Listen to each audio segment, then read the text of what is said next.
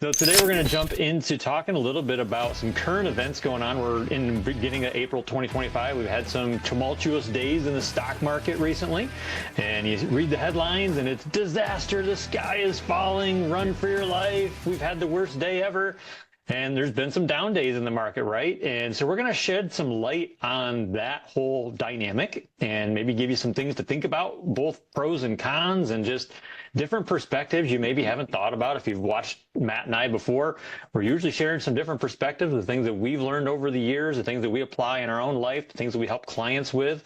And we're going to kind of compare this a little bit with some of the steps that Dave Ramsey goes through, the 7 baby steps, because there's a lot of good in that. And then we want to offer some different perspectives on some of those baby steps as well, as it fits into the discussion of the current economic environment where the stock market's, going down a little bit with some of the new administration coming in.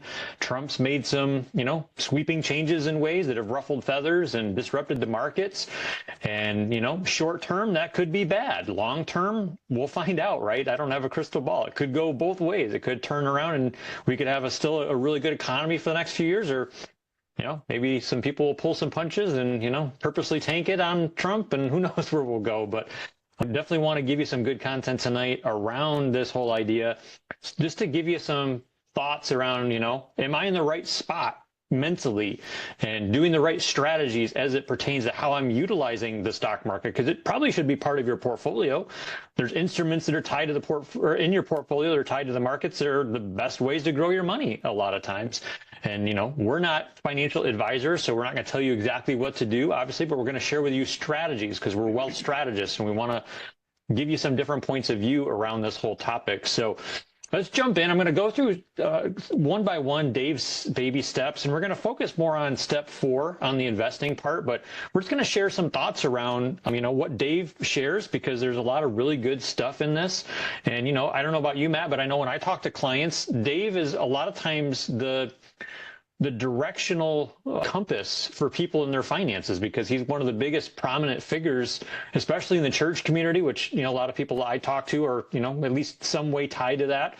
And a lot of what people think about money ties back to what Dave teaches, and they don't think or haven't heard too many perspectives outside of those baby steps to see if maybe I should be doing maybe only steps 1 and 2 for myself, or maybe up to 3, and then I should maybe listen to somebody else for the rest of the steps. Or a lot of people have just never considered different thought processes. So that's what we're going to deliver tonight. So step 1 in Dave's baby steps is to save $1,000, because a lot of people in America don't have any savings. The emergency fund is to swipe the credit card, and that can really not be a good starting point. So Dave says, if you're not saving, start working towards saving up that $1,000, because once you have $1,000, that at least gives you a little bit of a cushion if you need something to happen. I know recently, Matt, I've had a couple of vehicle repairs that, were kind of unexpected and turned into be more than I thought. The oil pan on my truck rotted out after 4 years, which is a common problem, but there's no fix to that or recall for it. So I had to shell out for a brand new oil pan just out of the blue. All of a sudden I had puddles in my driveway one day. And those kind of things, if you have $1,000 laying around, boom, you can pay for it and you're not getting yourself into a debt cycle. So I don't think there's anything wrong that I can say about saving $1,000. It's a good starting point, I think. Any thoughts on that from your perspective? Yeah, absolutely. I think so. There's a quote that I heard a long time ago that just stuck with me, and it's progress is the greatest motivator in the world. I think it was Tony Robbins who said it. And I think the idea of saving $1,000 is great because it proves to yourself that you can start moving in the right direction with your finances. So I think it's a great first step in the right direction. I actually like the 7 baby steps for the most part. I disagree a lot on what happens after that. And sometimes, just the way, people go, the way he teaches going about those different steps, right? You mentioned earlier that, when we're on calls and we talk to people, that Dave Ramsey is kind of the compass, the go-to person that people follow with that. And, his stuff is really good for getting you on the right track. It's not really great for building long-term wealth. It's a way of playing it safe. And maybe for some people that's fine. But, if you think about, I think a good analogy sometimes with stuff like this is, if you think about our school system, right? Yeah, elementary school, middle school, high school, college, right? Well, when you graduate high school and go to college, you wouldn't continue listening to your elementary school teacher, would you? Right. So it's kind of the same thing with personal finance here with Dave Ramsey stuff. It's great for getting your life on track, hitting that first $1,000 and getting moving in the right direction. All right. But once you have your life back on track and you've got some systems in place, you got some money saved up, maybe a little bit invested, that's fine. Now it's time to graduate and move on to more things that are more beneficial, strategic, efficient, right? Because there's some really great assets out there, financial vehicles we can use, strategies we can use to really accelerate the wealth building process.